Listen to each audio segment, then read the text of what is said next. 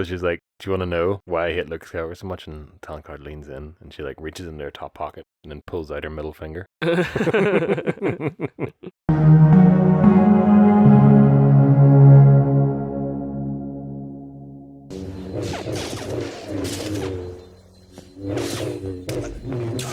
Hello there, I'm Darren. And I'm Doogie. And we're looking at the real sequels, the series of events that happened after episode 6 in the books, novels, and sometimes comics. Today we're looking at chapter 21 of Heir to the Empire.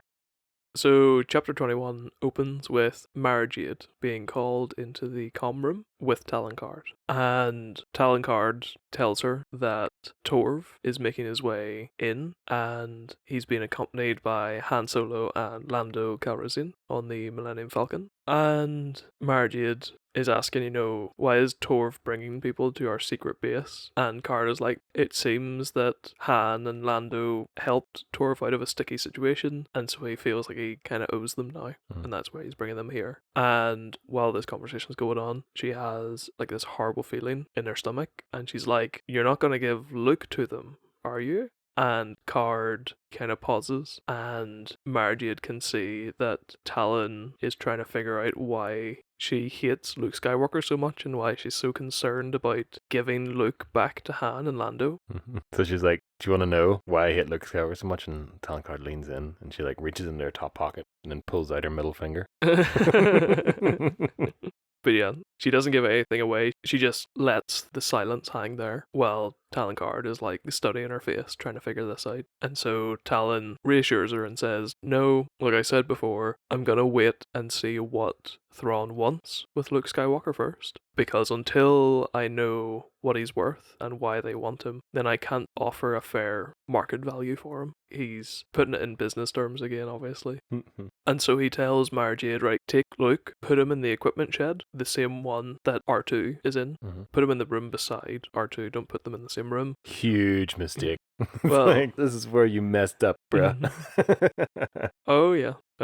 So Talon says he wants her to do this because Han and Lando might be staying here for quite a while. They might even be staying the night, and so they don't want to try and push them away in case they ever have to try and convince the New Republic that Luke was never here. And so letting Han and Lando stay here as long as they want is gonna go part way to helping sell that story. So Mara's convinced by what Talon is saying, so she goes and she gets Luke Skywalker and she leads him out at blaster point into the equipment shed and throws him in the shed. She does a quick search of one of the containers in the shed just to make sure there's nothing he can use to escape. And then she shoots the interior locking mechanism. Classic move. Yeah. And then she steps outside and leaves Luke in this equipment shed. And so the chapter switches perspective to Luke. And he's thinking to himself, right, this feels kind of rushed. They might have made a mistake here. So he starts looking through the containers and he's looking for some sort of power source because Han has taught him a wee bit about slicing open a locking mechanism. And so he's looking through the containers, but they just have like clothes and like spare electronic components in them. There's no power sources. So Luke is kind of sitting there thinking, well, I know that there's like a room beside me. There might be like a small access hatch or something leading into that other room that they might have forgotten about. And so he starts pulling back all the shelving and the boxes and containers and stuff, looking for some sort of door. But he finds a power outlet set into the wall near the base of the wall. And he's like, yeah, jackpot. So he goes and he gets a bit of scrap metal and he uses that to unscrew the power socket, and he reaches in and starts pulling out the wiring from inside this socket, and he's being careful to avoid touching the live wires. He pulls them out and they reach about 1.5 meters. So it doesn't quite reach. But then he thinks, well, I only need one of the wires here. I only need the one that's live. So if I cut the other wires and join them together, they should be able to reach the door. So he starts cutting away using that same piece of scrap metal, and he's like holding it in a couple of layers of his tunic so he doesn't get electrocuted. And after cutting for a couple of minutes, he slips and he touches the live wire. He immediately like jerks his hand back out of reflex, and after a moment he realizes that he didn't get an electric shock when he touched the wire, and he has a sinking feeling in his gut. And so he touches the wire again and he finds out, yeah, okay, the wires are all actually dead. And so he's sitting there like, oh, what am I going to do? and he hears a beeping noise coming from the outlet, and it sounds kind of familiar. So he calls out and he says, "R2, is that you?" And this string of beeps and whistles come back, and he's like, "Yeah, that's R2." No other droid sounds like that.